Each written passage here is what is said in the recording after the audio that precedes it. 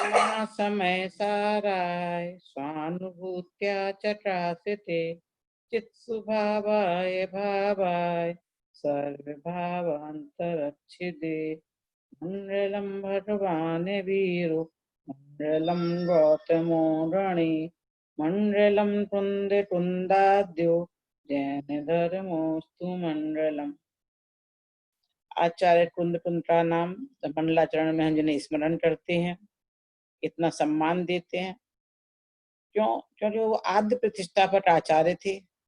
उन्होंने द्रव्यानि उच्च ग्रंथ चरणानि उच्च मुनियों का आचरण शास्त्रों का आचरण इसके लिए हमें एक गाइडलाइन दी, रास्ता बताया क्या सही मार्ग है। तो इससे वो अष्टपाहुड़ का ग्रंथ हम उसमें भाव पाहुड़ पढ़ रहे हैं। ये इसमें यही चीज बताई जा रही है कि किस तरह से हमारे भाव कैसे होने चाहिए, मुनिराजों के भाव कैसे होने चाहिए। और पूरे अष्टपाहुड़ में एक दो ध्वनि है, अपने आत्मा में लीनता, सम्यक दर्शन, उसके बारे में और बाह्य आचरण के में, और दोनों का बैलेंस होना चाहिए। मात्र आत्मा में लीनता कोई करते रहे और बाह्य आचरण में नहीं लाए, मात्र बाह्य आचरण करें आत्मलीनता नहीं हो, ऐसा जैन दर्शन नहीं है।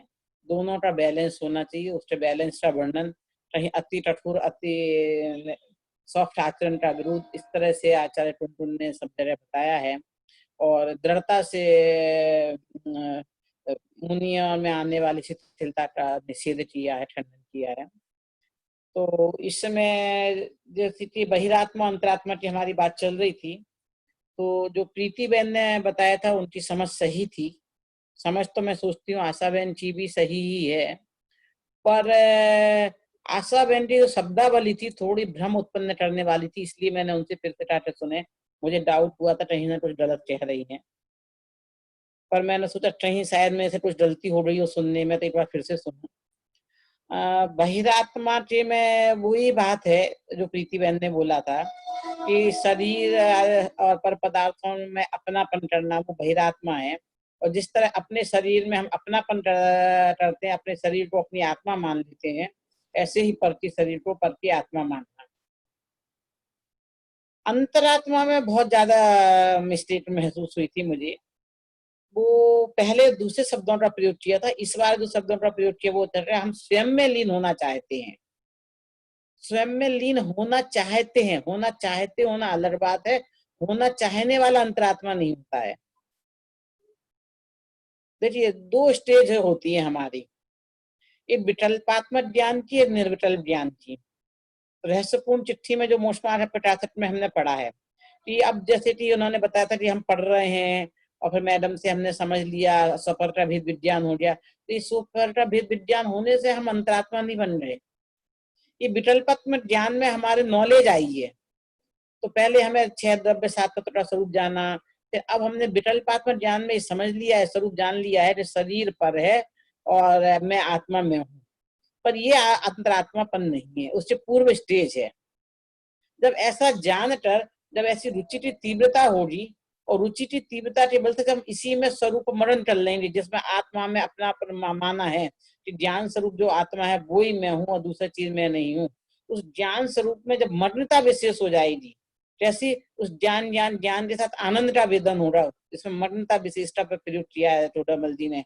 तो वो ज्ञान के साथ जो आनंद का वेदन हो रहा वो आत्मानुभूति है। जब वो आत्मानुभूति होगी तब अंतरात्मापन शुरू हो रहा है, जघन्य अंतरात्मा। और पहले उपसम सम्यक दर्शन, उसके बाद धीरे धीरे धीरे मध्यम और वो हो जाएगा। तो हम जो तुम है जिनने भी समझा है, सिर्फ मात्र विकल्पात्मक ज्ञान में समझा है, वो बहिरात्मा की श्रेणी में ही आएंगे। पर उसके आगे जिन्होंने उसमें मरणता विशेष की है, उसमें ध्यान में गए, ध्यान में जाके ज्ञान ज्ञान ज्ञान का आनंद का वेदन कर लिया है, वो अंतरात्मा की श्रेणी में जाएंगे। तो इसलिए तो ये कहें कि हम सभी, शायद मुझे ऐसा ध्यान है पहले वाले में उन्होंने ऐसे ही शब्द का प्रयोग किया था कि हम सभी जो शरीर से और आत्मा का भेद विज्ञान कर लिया है तो सभी सम्यक दृष्टि हो रहे हैं। तो ये विकल्पात्मक ज्ञान का है, विकल्पात्मक ज्ञान में होने से सम्यक दृष्टि नहीं होते हैं।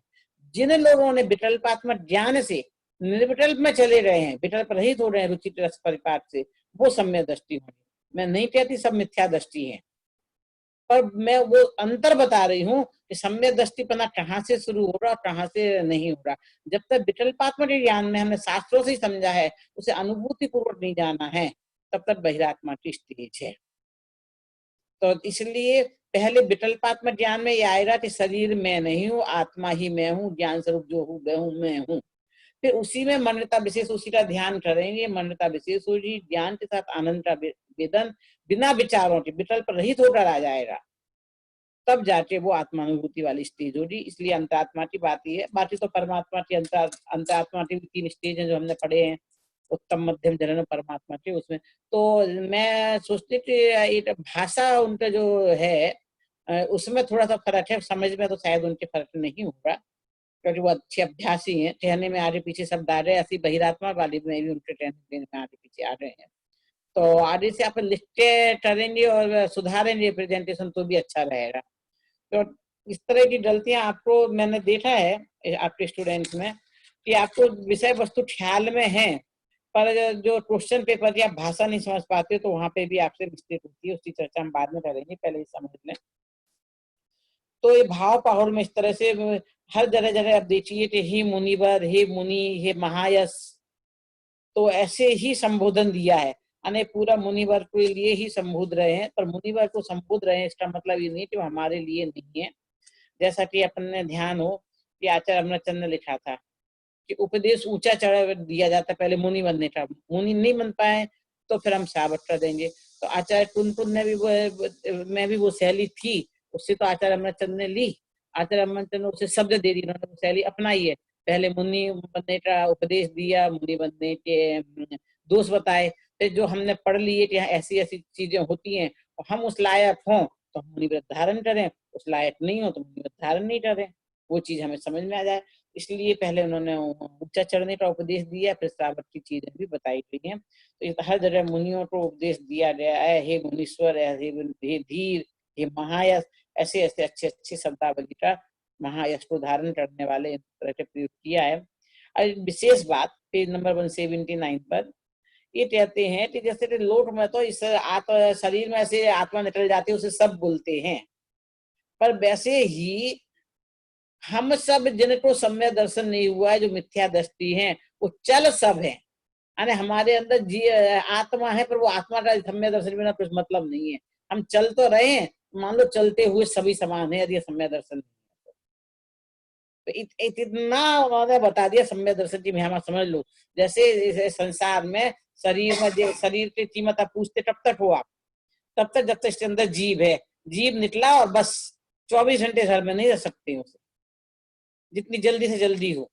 24 घंटे में इसलिए बोल रही हूँ नहीं रह सकते, मतलब क्योंकि कभी कदाचित शाम को 7-8 बजे हो गया तो रात में रखना मजबूरी होती है। तो बस 12 घंटे 14 घंटे में तो चले, शाम के 7 से 9 तक जो भी 14-18 घंटे। और दिन में हुआ 4 बजे हुआ तो लगता है 6 बजे बंद हो रहा, जल्दी जल्दी ले जाओ, बिल्कुल देर मत करो। 12 बजे हुआ तो थोड़ा सा आराम से काम करते हैं, और 3-4-5 बजे हुआ तो फटाक से ले जाओ। आने इस शरीर की क्या कीमत है, जीव है तो इस शरीर की भी कीमत है। बोले सम्य दर्शन है तो आपकी कीमत है, सम्य दर्शन है तो आप चल सब जैसे हो, चलते हुए सब हो, सबके समान हो। वो इतना इस तरह से, तो वो किस किस दृष्टि से इस सब लोक में अपूज्य होता है, उसकी कोई पूजा नहीं करता है। उसी तरह से सम्य दर्शन रहित पुरुष भी सम्य दृष्टियों में अपूज्य होते हैं उत्तर मार्ग में। देखो मिथ्या दृष्टि नहीं बोला, सभी में लोक में संसार में नहीं, मिथ्या दृष्टियों में तो मिथ्या दृष्टि को भी पूज लेते हैं ना। इसलिए बोले लोकोत्तर मार्ग है, सम्य दृष्टियों के बीच में सम्य दर्शन दीपा पूज्य नहीं होता है। और यदि जो सम्य दृष्टि है स्वयं और सब वो मिथ्या दृष्टि की पूजा कर रहे हैं, तो उसके लिए पहले बताया है वो, है ना। वो लूले और गूंगे होंगे, हाँ उधर भी मुझे तो आपको एक बात बतानी थी, उस दिन रह रही थी। लूले और गूंगे का अर्थ आपने कुछ दूसरा किया था मीना बहन ने, मेरे ख्याल में मीना बहन ने किया था, किसी और ने किया हो तो देख लेना, पर कहा था किसी ने।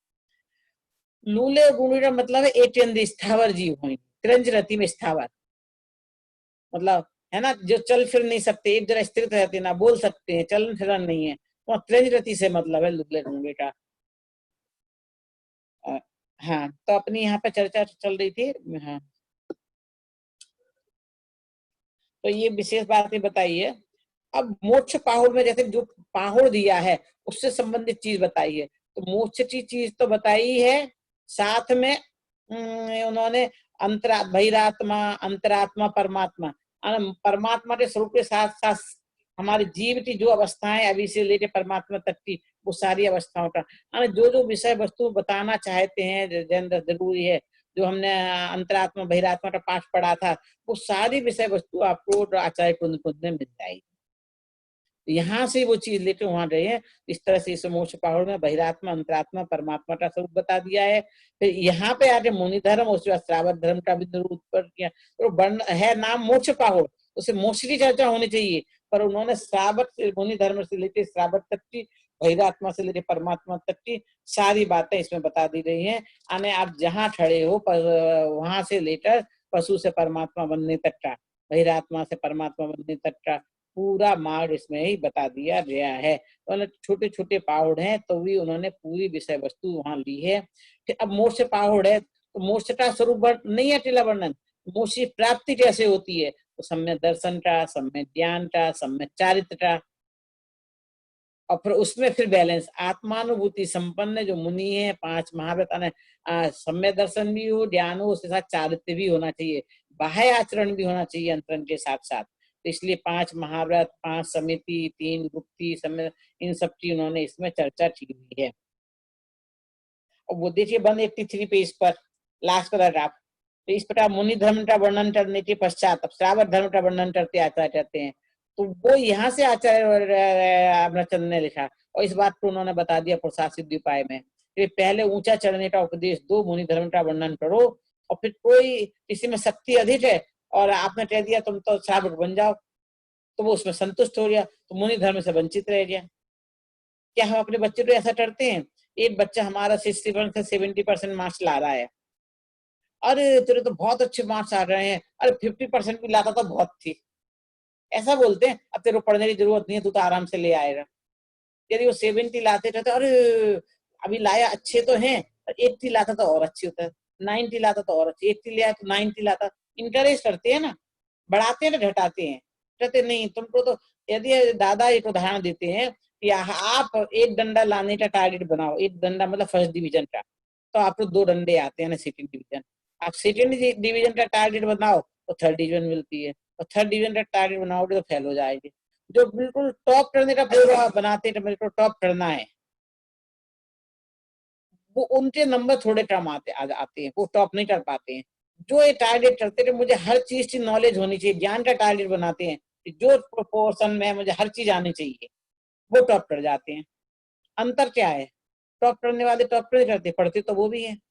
ज्ञान प्राप्त करने वाले ने टारगेट बनाया ज्ञान प्राप्त करना, जो पुस्तक में है वो मुझे आना चाहिए, तो वो किसी चीज की चॉइस नहीं छोड़ता है, वो हर चीज पढ़ता है, तो उसे हर चीज आती है, हर एंगल से पढ़ता है, तो सब समझता है, तो कैसे भी प्रश्न जाए ढूंढा फराटे जवाब दे सकता है। पर जिसने ये सोचा कि मुझे टॉप करना है, तो वो सोचता है कि देखो फिर पुराने पेपर टटोलता है, फिर देखो चॉइस आया है, तो जो कठिन वो होता है लेसन, उसे चॉइस के लिए छोड़ देता है, और जो उसने वो चॉइस के लिए छोड़ा बस वही मार्क खाई।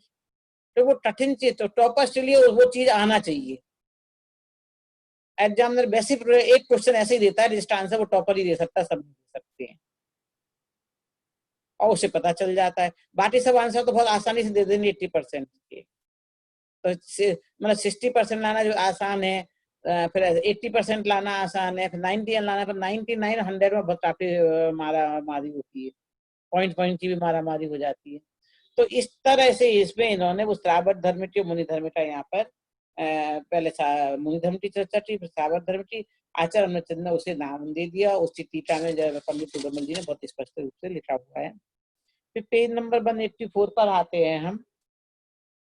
भाव पाहुर में कहाँ कहाँ कैसे कैसे वर्णन किया गया है, तो इसमें ये बता रहे हैं कि जीव जब तक मिथ्यात्व को नहीं छोड़ता तब तक बाह्य में निरंथ भी हो जाए, तपश्चरण करे, शास्त्रों का अध्ययन करे, तो भी निष्फल ही है, क्योंकि आत्म स्वभाव के विपरीत है। जब तक मिथ्यात्व को नहीं छोड़ता, पर शरीर अब आत्मा के अतिरिक्त पर पदार्थों में आत्मबुद्धि को नहीं जोड़ता, तब तक बाह्य में निरंथ भी हो जाए, कैसे भी आचरण द्रव्य लिंगी है, तपस्या करे, शास्त्रों का अध्ययन करे, तो भी निष्फलीय, उसका वो फल नहीं है। कौन सा फल नहीं है? तो सम्यक दर्शन वाला फल मिलता है, वो फल नहीं मिलेगा, क्योंकि आत्म स्वभाव के विपरीत है।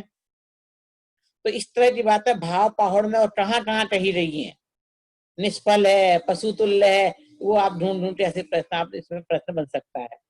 कोई दो उदाहरण दीजिए, कारण बताइए। देखिए यहाँ पे फिर से आया है, आप देखिए लिंग पहाड़ पे आप चर्चा कीजिए। यहाँ पे जो मुनि राजों की विकृतियों की चर्चा की है, तो जो मुनि तो क्या है, मनुष्य भी नहीं है, पशु तुल्य है। पशु तुल्य इधर भी आया, उधर भी आया, है ना। निष्फल है, इस तरह से कई जगह उन्होंने बहुत स्पष्ट रूप से मुनि वेश धारण करके, मुनियों में जो विकृति आती है, वो स्वरूप क्या है, आश्र मुनि ऐसे ऐसे हो रहा, ये नहीं चलेगा। ये तो विकृतियां हैं, एक्चुअल स्वरूप क्या है वो हमें जानना चाहिए, वो जानकर हमें समझना चाहिए, समझकर फिर हम देखते हैं, उस हिसाब से वो दर्शन का वो माना जाता है, इनका सिद्धांत क्या है। वर्तमान में क्या है उससे नहीं नापा जाता है। अब सील पहाड़, जैसे कि मैंने बताया था ज्ञान दर्शन की चर्चा फिर इसमें थी, इसलिए इसको सील पहाड़ को अंत में रखा। सम्यक दर्शन की चर्चा आरंभ में की थी, अब यहाँ पे सील पहाड़ में फिर ज्ञान दर्शन की चर्चा की है। दर्शन पहाड़ में क्या, ज्ञान दर्शन में आत्मा की बात बताई थी, चेतना स्वरूप की बात बताई थी। तो सील भी जैसे कहते हैं, स्वभाव को कहते हैं, स्वभाव क्या है, ज्ञान दर्शन में, दर्शन पहाड़ में भी वही चर्चा थी। तो इस तरह से, इसलिए इन्होंने जो क्रम रखा है, इस ढंग से क्रम रखा हुआ है। और मोक्ष का क्रम है, मोक्ष की प्राप्ति लिंग से होती, तो लिंग का क्रम दे दिया, और सील पहाड़ के फिर यहाँ पे सील में सब कुशील सुशील सारे ज्ञान चारित्र। तो सुशील जैसे क्या है, ज्ञान चारित्र परिणमन, सम्यक दर्शन सम्यक ज्ञान सही, आत्मलीनता, आत्मलीनता ही सम्यक दर्शन ज्ञान चारित्र, और बाह्य में आचरण, इस दोनों का बैलेंस बनाना। हमें ज्ञान के साथ चारित्र, चारित्र के साथ ज्ञान, दोनों ही चाहिए है। इसलिए बहुत स्पष्ट रूप से कहा है, ज्ञान स्वभावी आत्मा को ना जाने पर विषयों से विरक्त भी हो तो कर्मों का नाश नहीं होता, अथवा ज्ञान स्वभावी आत्मा को जाने और विषयों से विरक्त ना हो, उल्टा पुल्टा दोनों तरह से, तो भी कर्मों का नाश नहीं होता। दोनों चीजें ही होना चाहिए। इस तरह से इसमें इन्होंने सील पहाड़ में बता दिया गया है। और इस तरह से सील सहित व्यक्ति की सब जगह प्रशंसा होती है, सील सहित सम्यक ज्ञान नाम पाता है, और जिससे संसार की निवृत्ति मोक्ष की प्राप्ति होती है। तो इस तरह से हमारा अष्टपहर ग्रंथ समाप्त होता है। अब आपने देख लिया, इसी तरह नियम सार भी सरल ही है। अब आपको ऐसे करना है कि इनको सबको चैप्टर डिवाइड कर देने हैं। अगली अटेंडेंस कन्फर्म जो कन्फर्म आए, और आपके यदि समझो 20 विद्यार्थी हैं और 10 चैप्टर हैं, तो एक एक चैप्टर दो दो स्टूडेंट को तैयार करने का बोलना, कभी एक नहीं आया तो दूसरा भी दे सके। और पूरा रीडिंग नहीं करेंगे हम, अष्टपहर में बहुत टाइम गया हमारा, हम रीडिंग नहीं करेंगे। आप आएंगे, पढ़ेंगे, समरी बोलेंगे, और जहाँ पे विशेष कठिन वर्ड होंगे वो पूछेंगे, डाउट पूछेंगे। इस तरह से हम उसे करेंगे। कविता तो तुम सब में डिवाइड कर देना, और क्लास में हर बार पूछने की जरूरत नहीं, कौन पढ़ेगा, क्रम से उनको पढ़ना ही है, बोलना ही है, ताकि पूछने में अपना टाइम नहीं जाए। अभी टीचर कोई और डाउट हो, कोई पूछना चाहे तो पूछ लीजिए, नहीं तो हम हमारी आज क्लास यहीं समाप्त करते हैं।